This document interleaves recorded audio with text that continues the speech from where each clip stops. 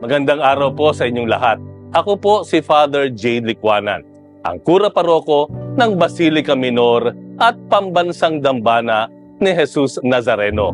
Sa matagal na panahon, marami na tayong kwento ng himalang naririnig sa mga deboto ng mahal na poong Jesus Nazareno.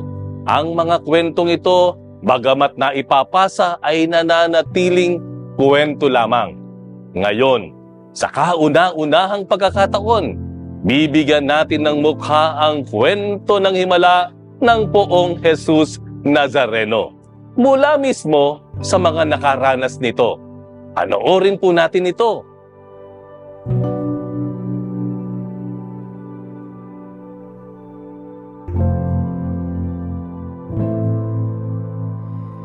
...2015 na makaramdam ng pananakit sa kaliwang puson si Ellen.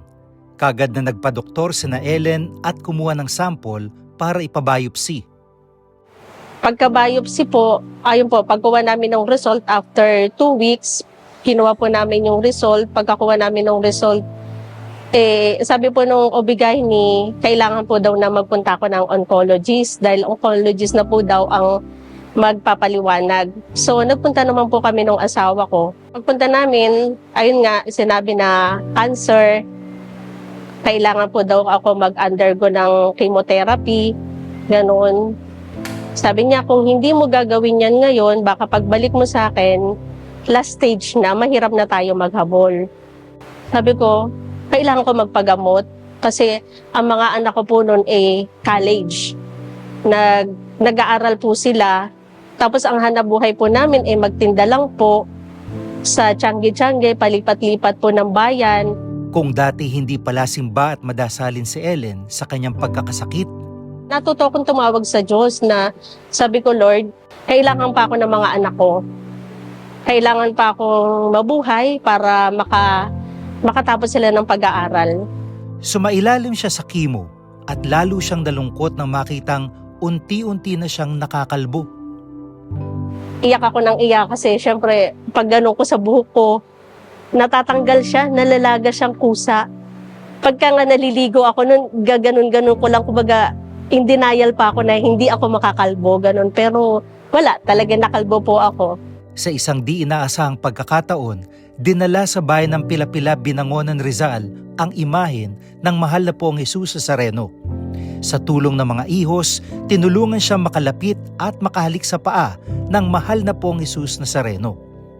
Nung pong paghalik ko, sobrang naiyak na po ako kasi naramdaman ko po yung, bagamat ako po ay nahihirapan, naramdaman ko yung pag-alalay niya sa akin na parang naging malakas ako, naging malakas ako na parang yung sinabi ko sa kanya na ang gusto ko lang po makatapos ng pag-aaral yung mga anak ko. Parang sinabi niya sa akin, sige, andyan ako sa likod mo, gagabayan kita. Kaya naging malakas ako noon. Mula sa simpleng encounter na ito, naging deboto sina Ellen ng mahal na poong Jesus Nazareno. Hindi na sila bumitiw hanggang sa malinawan ang sagot sa kanyang pagkakasakit.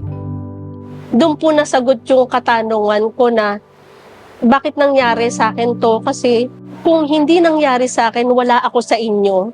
Lumalapit sa inyo, nagsisimba, gano'n. Tsaka para pong lumawak po yung unawa ko noon kahit sa kapwa-tao na dati noon wala akong pakialam. Ngayon nagkaroon po ako ng pakialam sa kapwa-tao.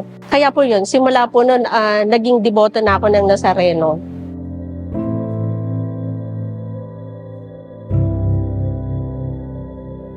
Yung pong pagkakasakit kong yun, dahilan para mapalapit ako sa kanya na mas lalo ko pa siyang makilala at mabago ko po yung sarili ko. Kasi ang pagkakaalam ko po sa sarili ko, wala naman po akong ginagawang masama, naghahanap buhay lang naman ako na maayos para sa anak ko. Pero hindi pala yun Kumbaga, pinaunawa niya sa akin yung pagiging mabuting tao. Naramdaman ko po yung pagmamahal niya, pagmamahal ng poong Jesus Nazareno. Doon po pala sa sa pagsubok, pag pinagdadaanan po pala yun, hindi po kayo pinasasakitan, kundi ayun po yung pagmamahal. Pagmamahal ng poong Jesus Nazareno na yung po daw, yung pagsubok na yon, naramdaman ko na isa po palang blessing naging blessing sa akin kasi natuto akong pakipagkapwa-tao na dati pag kami namamalimos, iniisip ko pa, sabihin ko, kaya mo naman eh. Bakit hindi ka mag-aanap buhay? Ganon. Pero ngayon, parang pag kami namamalimos na ngayon, kumbaga parang naaawa na ako na nabibigyan ko na. Dati wala akong nararamdaman. Nalagpasan ni Ellen ang ovarian cancer. Pero ngayong 2025, isang bukol ang nakita sa kanyang kaliwang dibdib. Pero mas matapang na si Ellen at dahil nakatapos na ang kanyang mga anak, ang dasal niya. Ang hiling ko na lang sa kanya, kung kukunin man ako, sa kanya ako mapunta. Sa piling niya. Andun po ako nakapila po sa ultrasound. Nagdadasal po ako noon hanggang sa nung pagpasok ko na, pinahiga na ako ng doktor, tiningnan na. Ganon. Dito sa right po, wala pong problema. Sabi niya, okay yung right mo. Dito naman sa left, sabi niya ganon. Ang alam ko po kasi sa left, ganon. Eh di, inaano ko lang po na, matapos niya pong palibutan, ganon. Maya-maya po nagtanong ako sa kanya na, Dok, may bukol pa po ba? Sabi niya, wala. Sabi niya ganon, wala. Sabi ko, salamat po. Sabi ko ganon, Lord, salamat po. Sabi ko sa kanya. Ayun, nagpunta po ako dun sa OB/GYN, pinakita ko po yung result. Sabi niya, okay na. Wala nang bukol. Sa harap ng pagkakasakit ni Ellen, iisang ibinunga nito ang maramdaman ang presensya ng mahal na poong Jesus Nazareno na siya ring nagpatibay sa kanyang pananampalataya. Kung dumadaan po sa mga ganong pagsubok, pagkakasakit, magtiwala lang po. Magtiwala lang po sa poong Jesus Nazareno dahil hindi naman po yan ibibigay sa inyo, hindi ibibigay sa atin yan kung hindi natin kakayanin. Siguro lang po, kailangan lang nating dumaan sa proseso. Kailangan lang natin maintindihan yung mga bagay-bagay na dapat po nating maintindihan at para makapagbago sa ating buhay. At hindi rito nagtatapos ang kwento ni Ellen. Kung dati nagtitiis siyang 5 oras sa bus mula Binangonan papuntang Quiapo, sa kanyang paggaling may pabonus pang kotse ang mahal na pong Jesus Nazareno kay Ellen. Feeling po ako sa kanya na sabi ko, basta hindi po maganda, basta bago lang po na hindi po sakit sa ulo na masisiraan habang nasa daan, ganun. First Friday, isinimba na po namin dito, dinala na po namin. Punta po kami, kaya andun pa lang po ako sa pintuan ng simbahan, talagang umiiyak na po ako, talagang sobrang tuwang-tuwa po ako kasi sabi ko, Lord, hindi naman po ito ang hiniling ko po sa inyo bago, pero hindi po yung ganito kasing ganda. Sabi ko hindi po, pero salamat po, salamat.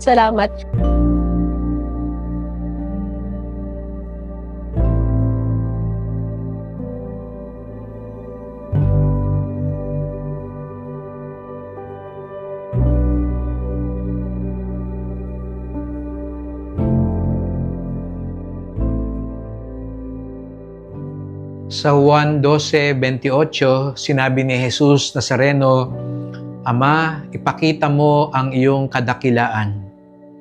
Sapagkat yun ang buong buhay at misyon ni Jesus Nazareno, ipakita ang kadakilaan ng Ama. At maging sa paghihirap at pagdurusa, makikita ang kadakilaan ng Ama. Ito ang naranasan ni Ellen nung siya'y natagpuang may cancer, ay doon lang talaga siya napalapit kay Jesus Nazareno. Siguro masabi natin, gipit kasi, nangangailangan. Pero sa ikalawang pagkakataon, ngayong nakita uli na meron siyang makakaramdaman din, buong puso, ngayon naman tinatanggap ni Ellen ang mga ito sapagkat para sa kanya, ang mga paghihirap, ang mga karamdaman ay pamamaraan din upang makita ang kabutihan at kadakilaan ng Diyos. Minsan akala natin parusa agad. Akala natin pabigat agad. Pero sana katulad ng krus ni Jesus Nazareno, nagbigay ng kadakilaan sa Ama, katulad ng napagtanto ni Ellen, makita din natin maging sa mga mahihirap na bahagi ng ating buhay nandun ang kadakilaan at kabutihan ng Ama.